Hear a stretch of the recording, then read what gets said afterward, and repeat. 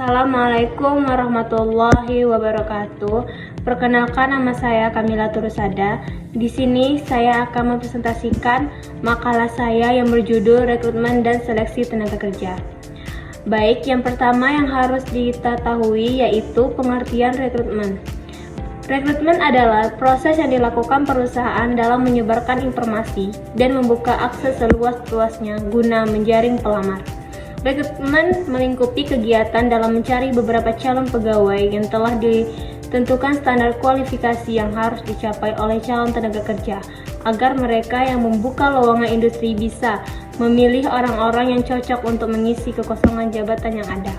Jadi rekrutmen itu adalah sebuah perusahaan yang mencari kandidat untuk posisi tertentu. Dan rekrutmen memiliki dua metode, yaitu metode perekrutan terbuka dan perekrutan metode tertutup. Metode tersebut digunakan sesuai dengan kondisi organisasi. Metode terbuka merupakan metode pencarian SDM dengan memberitahukan adanya lamaran pekerjaan secara luas.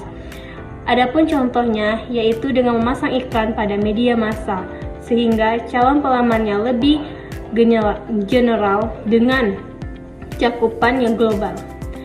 Sedangkan metode tertutup adalah merekrut calon sumber daya manusia dengan cara menyampaikan informasi pembukaan lamaran hanya kepada orang tertentu saja, sehingga informasi tidak tersebar secara luas, yang menjadi calon pelamar pun jumlahnya terbatas. Selanjutnya yaitu pengertian seleksi. Seleksi adalah proses mengidentifikasi dan memilih sekelompok kandidat atau individu yang memenuhi kriteria perusahaan untuk membuka posisi sesuai dengan syarat dan ketentuan perusahaan. Dan seleksi tersebut memiliki dua metode, yaitu metode seleksi administrasi dan metode seleksi manajemen. Metode seleksi administrasi sesuai dengan bidang pekerjaan seperti tes teori dan praktek. Yang kedua itu ada metode seleksi manajemen. Metode manajemen yang dilakukan oleh calon setelah lulus tes manajemen, yakni wawancara HRD. Namun sebelum wawancara HRD, kandidat juga melalui wawancara pihak ketiga. Selain metode seleksi yang digunakan dalam seleksi di atas, perusahaan juga menilai kandidat berdasarkan kepribadian mereka. Dan ada juga beberapa faktor yang mempengaruhi rekrutmen dan seleksi. Faktor-faktor yang mempengaruhi proses rekrutmen dan seleksi berasal dari dua sumber, yaitu faktor internal dan faktor eksternal. Faktor internal berasal dari organisasi membuat kontrol atas faktor-faktor internal seperti berikut. 1. Ukuran organisasi. 2. Kebijakan merekrut tenaga kerja. 3. Gambar dari organisasi. 4. Gambar dari pekerjaan.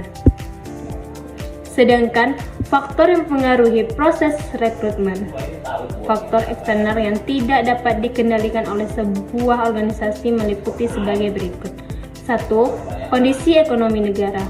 2. Faktor demografi. 3. Pasar tenaga kerja. 4. Tingkat pengangguran. 5. Reputasi perusahaan. Dan 6. Pesaing. Lanjut, ada juga kendala-kendala dalam proses rekrutmen dan seleksi.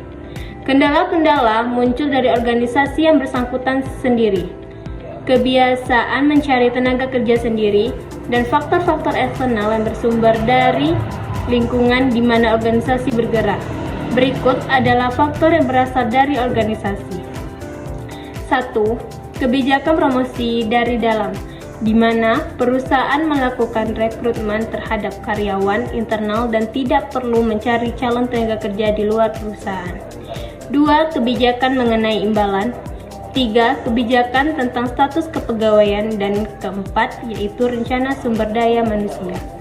Baik, itu saja presentasi dari saya tentang makalah